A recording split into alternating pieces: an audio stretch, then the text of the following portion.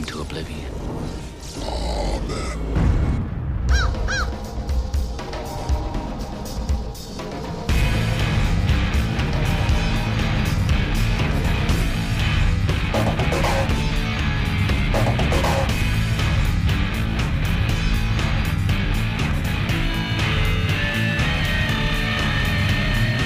The power of pure intellect.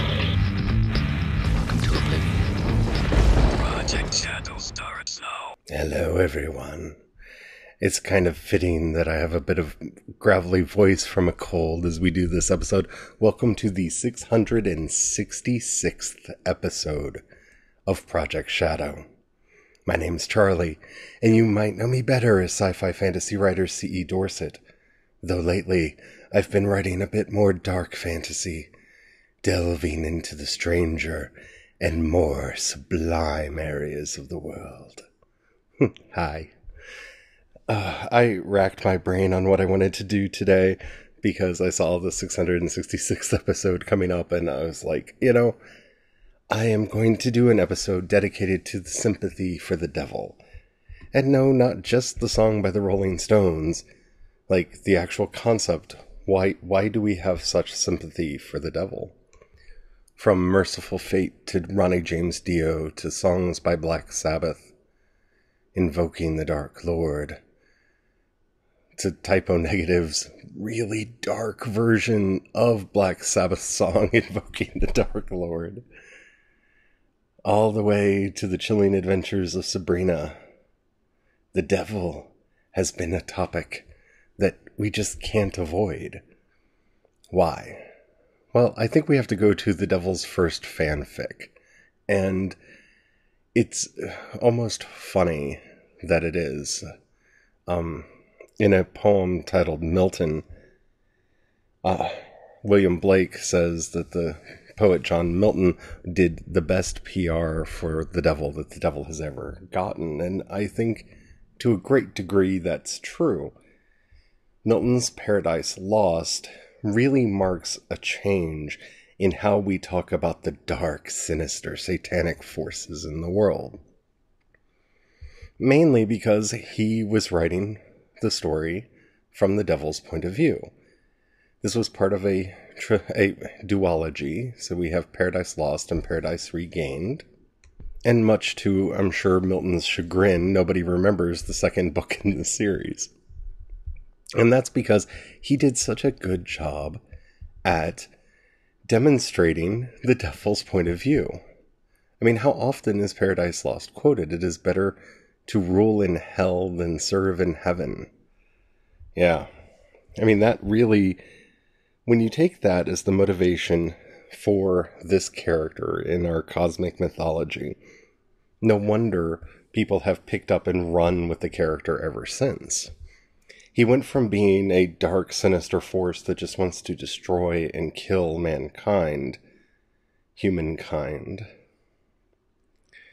to a creature, a spirit, that we can actually kind of sympathize with. He thought things were going wrong, and the only option open to him was rebellion. And so he rebelled. And in so doing, lost everything that he had, and he builds the city of Pandemonium, which is, of course, where we get that word from. This is the city of the demons, the city of all demons. And sets out to try to conquer the cosmos in what he knows is a futile effort. But he will do anything that he can to further his cause, even though he knows in the end it will not be successful. This character that John Milton gave us of the Fallen One has infected our culture and really, really changed the way we write about the devil. From the 80s, we get a plethora of songs and several entire genres of music, like black metal, that revel in the idea of Satan as the eternal rebel, as the one who will not submit to authority, of the one who sees the injustice in the world and fights against it, We hear in wonderful refrains from Ronnie James Dio questions of whose side are we really on? His classic track, Last in Line, will know for the first time if we're evil or divine, but we're the last in line. That's something to really think about. Songs like Holy Diver, which ask exactly how far should we go in our search for knowledge, in our search for wisdom. How far is too far? And we can go all the way back to Black Sabbath and their title track from their title album, where they got the name of the band from, Black Sabbath. Actually, that's not true. The band was originally called Earth, and they were playing opposite a movie called Black Sabbath. Not the best movie, but if you want to hunt it down, it's not utterly horrible. But it was playing across the way. And they noticed that a lot of people were going to see the movie, and they changed their name to basically trick people to come see them in concert. And, well, we remember them, and we don't remember the movie now, so there's something to that, I guess. But why this character? I mean, even Walt Disney put a version of the devil into Fantasia, and before you start click-clacking your writings, yes, I know that is Chernobog, who's the god of darkness in Slavic mythology. Yes, I know this. But to the average person watching Night on Bald Mountain, that's the devil. That is the iconic devil that we are used to seeing here in the West. And it's one of those things that has really become core to our Western ideals, that we are rebellious. We do not submit. We do not sit down quietly and let people take advantage of us. We fight. We argue. We do not go quietly into that night.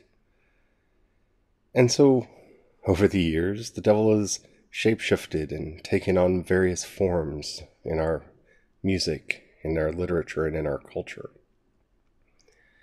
He's become everything from the humorous and the sublime. I mean, think about the old Looney Tunes cartoons where we meet the devil, and he's funny. The old Tom and Jerry's where we meet the devil, and again, he's funny, and also a dog, because of course if you're a cat, the devil would be a dog, wouldn't he?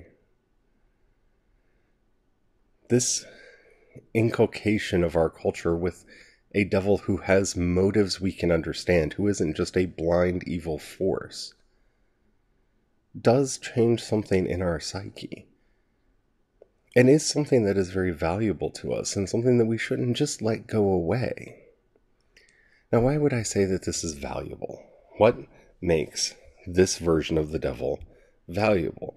Because it teaches us that everyone is questionable. Even those who have so much power, you seemingly have no chance against them. I mean, that's the core story of the devil, right? He's rebelling against the creator of the universe. He has no chance of winning this war. For all the things that he's doing, it's done out of spite and to be a problem, because he knows he's not going to win.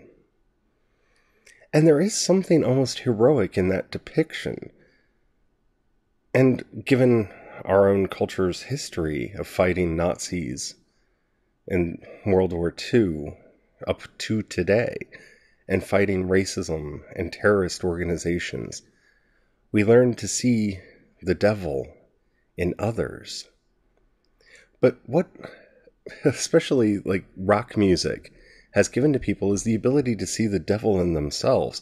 This idea that it doesn't matter what the orthodoxy is. If you see it's wrong, you should have the courage to stand up against it, to fight back, to not accept the status quo, not accept that the way things are is the way things have always been, or the way things will always be. We are the rebels. And what greater rebel is there than the Dark One, the devil himself, the ultimate and first rebel. What I find more fascinating about devil characters as they've presented themselves is that they've left the realm of pure horror fiction. When we first start encountering devil stories outside of, Paradise Lost, we see devils and demons being used as dark creatures to scare and horrify us. But before long, devils and demons started getting incorporated into fantasy fiction and into supernatural fiction, which took them in a different way. I mean, think about the devils that exist in Lord of the Rings, for example, and we actually have several. The two most prominent that most are familiar with would be Morgoth, the first Dark Lord, and Sauron, the second Dark Lord. One could also argue that Saruman is also very much a devil figure if we take for granted that the idea of the devil is an angelic being, one who serves the creator of the universe who later rebels from him. Morgoth, obviously, rebelled, and his rebellion started very early, where he added discord to the song of the universe. Sauron came to serve Morgoth early on, and after Morgoth's defeat, he repented for a while. Maybe earnestly, or maybe just to save his own hide. The story is very ambiguous on this, and actually points out its own ambiguity, that it doesn't know whether or not he decided to be reformed until he just couldn't be reformed anymore, or whether or not he just wanted to keep himself from being banished to the outer darkness with Morgoth. But Saruman himself, he is one of the Ainur. He is one of the first beings. I mean, not the very first, but he is an angelic being in the same way that Gandalf is, who's really the only other character of that, high status that we meet throughout the stories. And so, seeing him fall because he can't see a way for goodness to win. He can't see a way to defeat the Dark Lord. Sauron will corrupt the hearts of men, for the hearts of men are eminently corruptible. So the only option that we have is to join him. Well, this is a person who has stood in the light of Eru Ilúvatar. This is a man who saw the created beings at the very beginning. He had no reason to believe that Sauron would not be defeated in the same way that Morgoth would be defeated. But his own weakness brought him down. And what we see in these three devils in The Lord of the Rings, or in Tolkien's writings in general, because Morgoth is kind of mentioned a little bit in The Lord of the Rings, but, you really have to read the Silmarillion to get his story, is that devil from different places. One, we see a bit of the Loki, especially in Sauron. When you read Sauron's stories, he's got a lot of Loki in him. But we see Milton's devil. These are devils who rejected the world that they saw and wanted something else. Morgoth wanted to be his own creator. He wanted to create life, which is why he added his discord into the song at the very beginning of the universe. This is how we get the Balrogs. This is how we get the dragons. These were created in the beginning because of the discord that Melkor, I guess you'd say Morgoth's true name, added to the song at the beginning. And so he wanted to be his own creator. Sauron just kind of wanted power. And we can see this in his repentance. We can see this in his dastardly deeds that he performs in Numenor when he tricks this isle of divine men into revolting against Eru Ilúvatar to the point where they're destroyed. And this, of course, is where Sauron loses his beautiful body and will never be beautiful again. And he fashions for himself a new body and clads it in iron. Yeah. It's time for a break. We'll be back in a moment. And we're back. So we've just been discussing the devil as he pertains to Tolkien's lore and mythology. One of the things that I found really interesting is how the Marvel Cinematic Universe recast the character of Thanos for the Infinity War and changed his motivation. See, in the comics, he has a very different motivation. You see, in the comic, the Mad Titan Thanos is in love with the literal incarnation of death. And he's trying to get her attention, and she will not pay attention to him. And he thinks if he can get the Infinity Stones and kill half of all life in the cosmos, she will have to pay attention to him. This, in a way, makes him kind of a devil figure, but the literal devil figure of the Marvel universe actually aids him in this and taunts him and torments him and drives him towards this. And I'm talking about Mephistopheles. Mephisto appears to him and goads him on. The devil makes Thanos do it. And what's interesting about the reinterpretation of Thanos for the film version of Infinity War is the devil is literally in the details now. Thanos doesn't need an external devil to trick him into doing things. He doesn't need a literal personification of death to fall in love with and desire to please, because he has seen hell. The Thanos that we meet in Infinity War is one who is blinded by the Malthusian dilemma.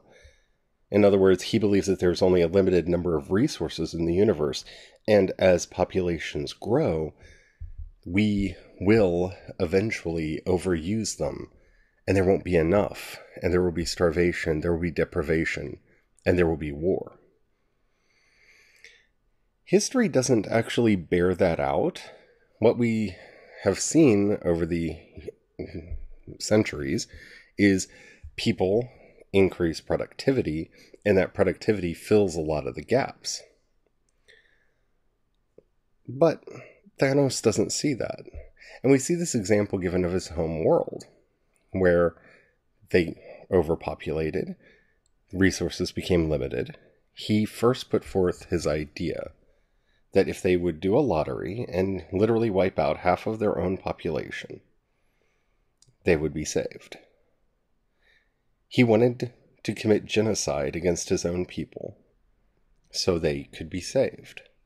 That in and of itself shows him as the monster that he is. Remember, they could have gone out into space. They could have colonized other worlds. They could have gotten resources in many other ways. But no. Why don't we just commit suicide? Why don't we just kill ourselves? Why don't we kill half of our own population? And we'll do it fair. We'll do it by lot. Everybody's name will be in the bucket, and we'll just pull people's names out. And he can't see the alternatives. And of course, they reject his idea because it is mad. It's an insane idea. Malthus was wrong when he put this idea forward in the 1800s, and I think it was the 1800s. And he's wrong. He's wrong now. And it doesn't matter how Malthusian people like Bill Gates get. There's no evidence that there's anything to the theory other than just the theory itself. It's a way to keep control of resources by a small minority of people. And, of course, the larger the majority becomes underneath them, the more unstable their holdover power becomes. So, of course, the only option is to cull the herd down below. Yeah, it's a dark way to think. And so Thanos becomes his own devil in the cinematic version of the story. And that's really interesting. Because in a certain way, you can see where he's coming from. And not necessarily that his facts are correct or that his ideas are good, because they're not. But he cares. You see, he's not acting out of greed or self-interest like the Thanos in the comic. The Thanos in the comic, he just wants a date with death. That's all he wants. He wants her to like him. He wants to get together and have a fun, groovy time. This Thanos is a true believer, and like all true believers, he's blinded to any facts that could dissuade him from the path that he's following. He can't see a difference. He can't see any other way. And it goes beyond can't to the real answer, which is that he won't. He's so blinded himself that when he has the decision of sacrificing Gamora, he doesn't hesitate but to do it. Because nothing is more important than the mission. Nothing is more important than the cause. He has blinded himself. He has become a true devil. It doesn't matter what he goes through. It is better to reign in hell than to serve in heaven. And he doesn't see what he's creating as hell. He doesn't see it as pandemonium. No, he's going back to a simpler time. He's going to be a farmer when all this is done. And we look at the trailer for the new movie, and we see him as a farmer. He's got his armor hung up as a scarecrow. There he is, tending his crops. But why? He's the only one there. And if there were others, I'm not sure that they would be happy to see him, since he just killed off half the population of everyone, everywhere. But he's blind to these effects. He's blind to the idea that he might be wrong. And it's really fascinating when we see this Thanos, because it shows us the change in our concept of the devil. And it's an interesting one for several reasons. We've gone from the devil as a rebel because we no longer see being a rebel as a bad thing. I mean, think about it. Deadpool would normally be classified as a devil figure, right? He's the ultimate rebel. He's irreverent. He doesn't abide by decorum. He's always rebelling against something and somebody. I mean, for goodness sakes, that's the whole plot of the second movie, is him trying to be an X-Men and then trying to start his own team. And he can't do any of it right because he's a rebel. He's a fighter. He's somebody who shakes up the system. And many of our characters are like that now. Almost everyone in the cast of Guardians of the Galaxy, that's who they are. A lot of our heroes now are this sort of rebel. So our devil can't be a rebel anymore. And that's the brilliance of what happens with Thanos. Thanos doesn't need an external villain, an external devil, pushing him on to do the things that he does, because the devil's inside him. The devil's in the details. The devil is his blind devotion to his cause that prevents him from seeing any other possibility. That's our real devil now, isn't it? The devil is certainty. The devil is blind obedience. See, we've completely flipped around to the other side of things. We no longer see rebellion as the problem. Being a rebel is no longer the ultimate sign of villainy, because we're all rebels. We've gotten rid of our kings. We no longer live in feudal states and serve our masters blindly. So the idea that the villain would be a rebel, we just can't abide, especially here in the United States. I mean, our founding fathers all signed their names to a treasonous document, the Declaration of Independence. They committed treason against their home country because they felt it was what they needed to do.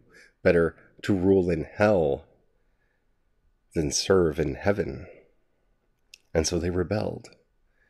And we see this story repeated throughout history in many of the Western countries. So the new devil is certainty. The new devil is having absolute blind faith in what you're doing and saying, and believing that it is right at all costs, no matter what the cost is. And this new devil has been borne out by history.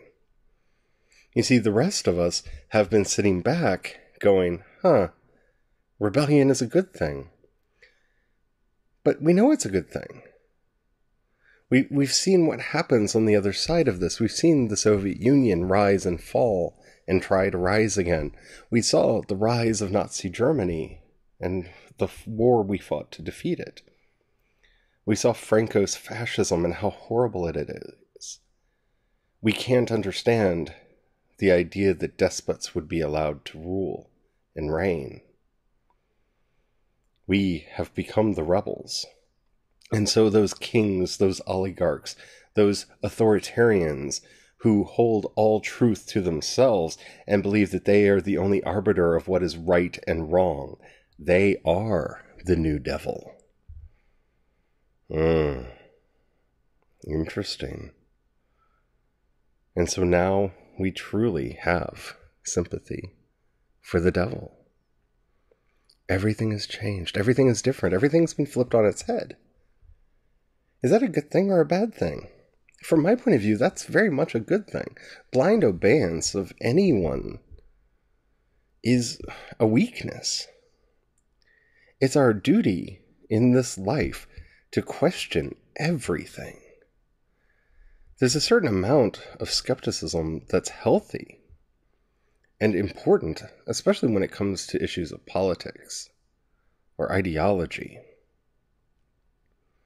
Because everyone has an ulterior motive, and we know this now because we've seen that the devil is everywhere. And when we hear the voice of someone crying out very loudly that they should be listened to and all other people should be ignored, we see the devil alive, incarnate in front of us. But we don't call them the devil. They're trying to be God. See, our sympathy for the devil has gotten so strong that we refer to our new devils, our new demons, the new villains of our cultural mythology as those who want godlike powers and godlike authority, those who are so delusional to believe themselves to be a god. See, we've taken on the voice of the devil. And for some of the right wing, that scares them. Because they don't understand that the devil that we're talking about is the one created by John Milton, a completely literary character who is the archetypal rebel, the one who fights for freedom no matter what the cost, and not the evil one of Scripture who just wants to destroy and tear down and kill and murder and lie. No one has sympathy for that devil. We just see them in a completely different guise now. We like the rebel. We join in on the side of rebellion. What we disdain now is the one who thinks that they should control everything. Because that control is more dangerous than the rebellion. Thank you for listening. I hope you enjoyed today's show. If you did, and the app that you're listening to me on allows you to like either this episode or this podcast, please click like. It really does help out a lot. It tells the algorithm to share me with other people. If you know anybody that you think would like this episode or this podcast, please share it with them. Help me to keep growing and doing this. If you got a couple bucks you can throw my way, depending on the app, you can either hit the button that says support, or in the show notes you'll see a link that says support on Anchor. You can give it the $1, $5, or $10 a month levels. That really does help me continue doing everything that I do, and helps me to get to more events so that I can meet you all face to face. If you have any questions or comments, I highly recommend that you download the Anchor app at anchor.fm. If you download that, follow me on Project Shadow, and you'll see a little button that says voice message. If you click that, you can leave me a 1-minute message. It can be a question, a comment, or a topic you'd like to hear me discuss on the show. I would love to hear from you. If you want to talk to me on social media, best place is probably Twitter. I'm CE Dorset on Twitter, but you can find links to all my social media accounts over at projectshadow.com, as well as links to everything that I do. If you'd like to support everything that I do, you can go over to patreon.com/CE Dorset and become a patron over there. Anywho, I hope you enjoyed this show. I had fun thinking about what to do, and I thought that this was a perfect use of our 666th episode. Until next time, don't forget, have the fun. Bye.